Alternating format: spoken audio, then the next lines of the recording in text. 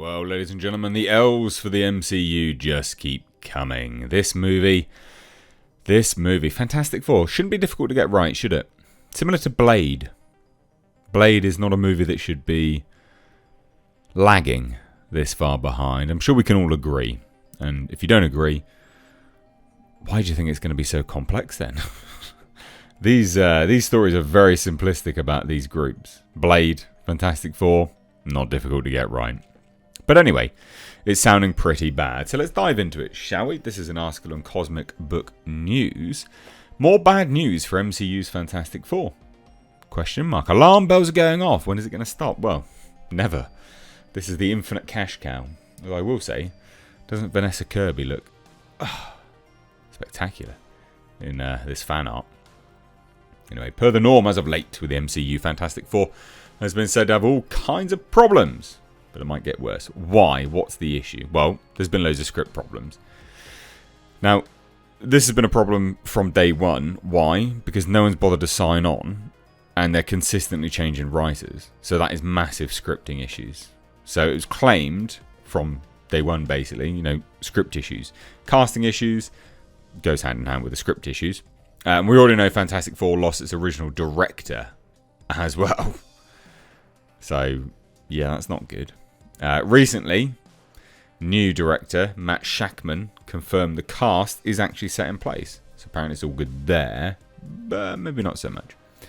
So while promoting the upcoming release of Apple TV's Godzilla series, which I cannot wait for, by the way, the playlist caught up with Shakman, who further gave updates to the Fantastic Four movie.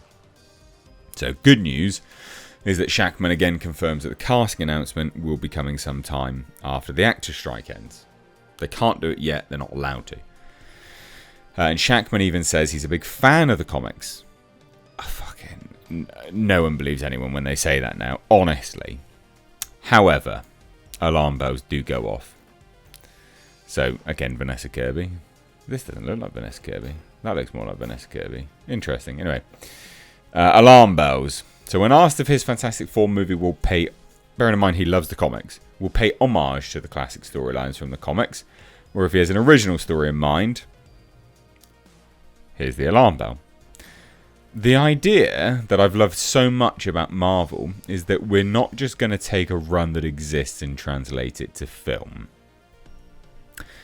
We're going to do what every great run has done, which is stand on the shoulders of what came before. But then think about how much we as artists living in this moment, processing what we're all processing, what story do we want to tell right now that feels true to us as people? And that is informed, though, by everything that's come before. That sounds like absolute garbage. For starters, you love the comics. You're a big fan of the comics. Yeah, we're not going to do that, though. No, we're going to do what every other Marvel stuff has done and hasn't actually been successful as of late. We're just going to adapt stuff. Yay. Sure. That sounds like shit, doesn't it? But anyway, this is the interesting part. Processing what we're as artists, processing what we're processing at the moment. What's that referring to? As the article made bold, what is alarming is the mention of living in this moment, processing what we're all processing, and telling a story we want to tell right now that feels true to us as people. It's political. And it's garbage as a result. Political and garbage.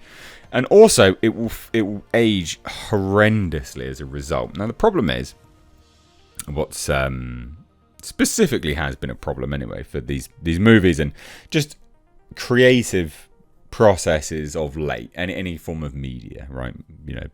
TV series, movies, whatever, is that they inject current day politics in such a ham-fisted way it becomes propaganda. Now, this little image here is quite telling, right? We can use this as an example. Star Wars, for instance. There was a lot of politics actually in original Star Wars. There was lots of allegories for certain things, right? Obviously. But it wasn't so ham-fisted that's all you could see. You look at the Empire and the rebellion and things. I mean, George Lucas has come out and said, yeah, some of it's to do with Vietnam. Well, you can also see Nazis in there as well. You can see any element of political sort of strife of oppressors and oppressed in that narrative. It's not super ham-fisted. Today's modern writers don't have nuance, so it literally just becomes pointless garbage propaganda. So yeah, super political. However, alarm bell number 2. Earlier in the month, it became known that Marvel Comics, Sue Storm is considered the Indiana Jones of Marvel. It says so right in the comic. The comic finally explained a big retcon from a decade ago in regards to Marvel Comics retconning the origin of Reed Richards and Sue Storm falling in love. In short, the retcon put Sue Storm on an equal footing with Reed Richards because apparently in their 60 years history, she never was before. So MCU's Fantastic Four movie happens to be rumoured to be all about Sue Storm. She's the star, she's the main character. She makes the 3 other dudes look like crap in the movie, apparently, including her husband, who's been holding her back, toxic masculinity.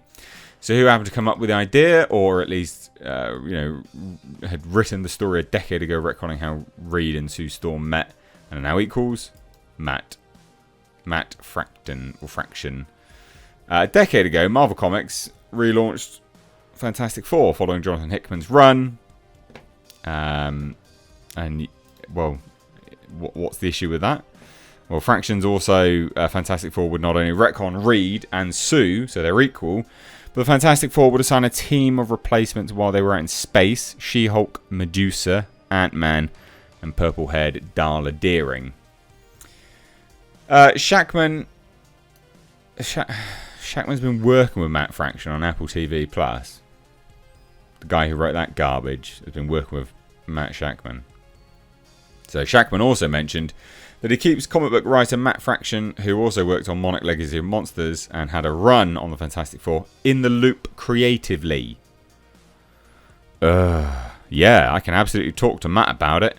Yeah, he's great. He's brilliant. No, he's not. And he's a big part of the Marvel family over there in terms of Hawkeye, for sure. As well as, he's worked on several other films too. I think he worked on Thor. And yeah, he's a brilliant guy.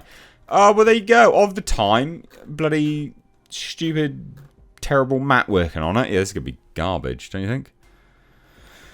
That's what I think, anyway. I would say so. Wouldn't you? No? Yes? More poo from Marvel. Fantastic Four. Not difficult to get right, guys. It's not a difficult story. Neither is Blade. These should not be as difficult to make as they are currently. So let me know what you think down below. I'd love to hear it. Cheers, guys. Take care. Bye-bye now.